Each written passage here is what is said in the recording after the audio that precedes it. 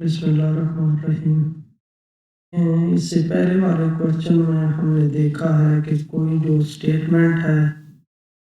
جو کوئی given statement ہے، وہ ڈیسائیڈ کرنا ہے کہ وہ سیٹ ہے یا نہیں ہے۔ وہ اس سے پہلے والی ویڈیو میں ہم نے دیکھا ہے، اس کا لنک اوپر موجود ہے۔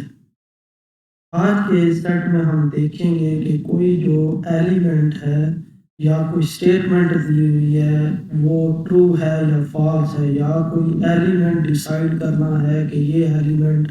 اس سے بلانگ کر رہا ہے یا نہیں ہے۔ کوئی اسٹیٹمنٹ دی ہوگی کہ یہ ایلیمنٹ اس سے بلانگ کر رہا ہے، ہم یہ چیک کریں گے کہ وہ اس سے بلانگ کر رہا ہے یا نہیں کر رہا۔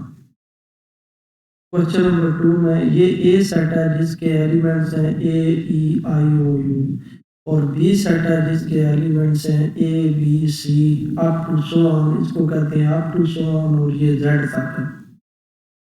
Then which of the following statements are true or false؟ تو یہ دیکھنا ہے کہ اس میں سے کون سی جو اسٹیٹمنٹس ہیں وہ ٹرو ہیں اور کون سی فالس ہیں۔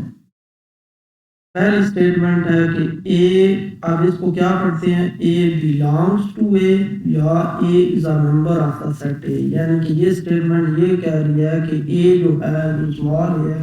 وہ کیپیٹل اے جو سیٹ ہے اس کا ممبر ہے۔ تو ادھر دیکھتے ہیں تو اے واقعی اس میں موجود ہے، تو اس کا مطلب یہ ہے کہ یہ جو اسٹیٹمنٹ ہے وہ ٹرو ہے کہ اے جو ہے وہ اے کا ممبر ہے۔ اب سیکنڈ اسٹیٹمنٹ پھر ہوئی کہ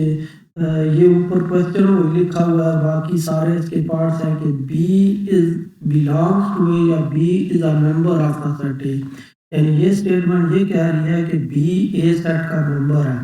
لیکن جب اے کو دیکھتے ہیں تو اس میں بی موجود نہیں ہے، تو اس کا مطلب ہے یہ جو اسٹیٹمنٹ ہے یہ فالس اسٹیٹمنٹ ہے، کیونکہ بی ممبر نہیں ہے اے سیٹ کا۔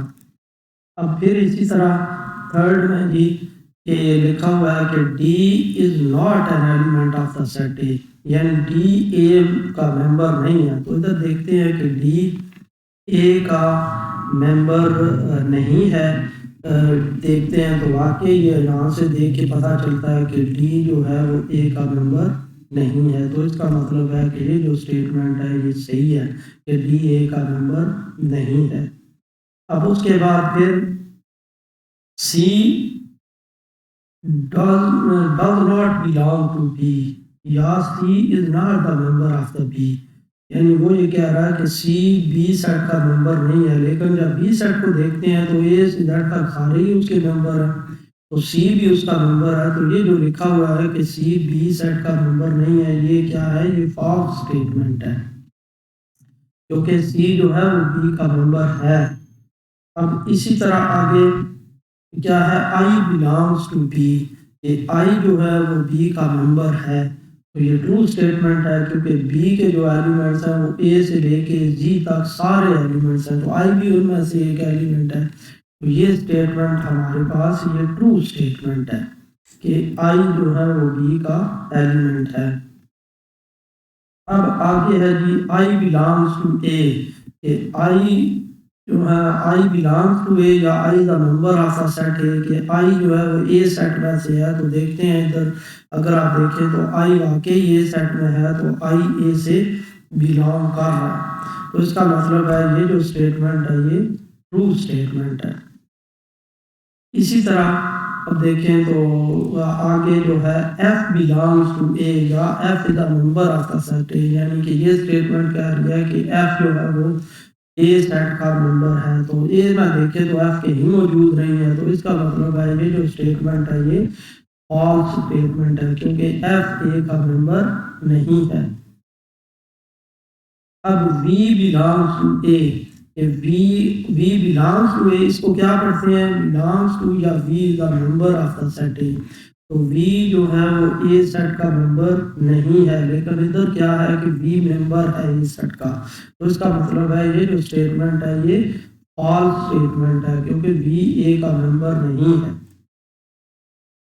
آگے جی x does not belong to A یا x is not the member of the set A, یہ لکھا کیا ہوا ہے کہ ایکس اے کا سیٹ کا ممبر نہیں ہے، تو اے میں دیکھتے ہیں تو واقعی یہ سیٹ کا ممبر نہیں ہے، تو اس کا مطلب ہے کہ یہ جو اسٹیٹمنٹ ہے یہ ٹرو اسٹیٹمنٹ ہے۔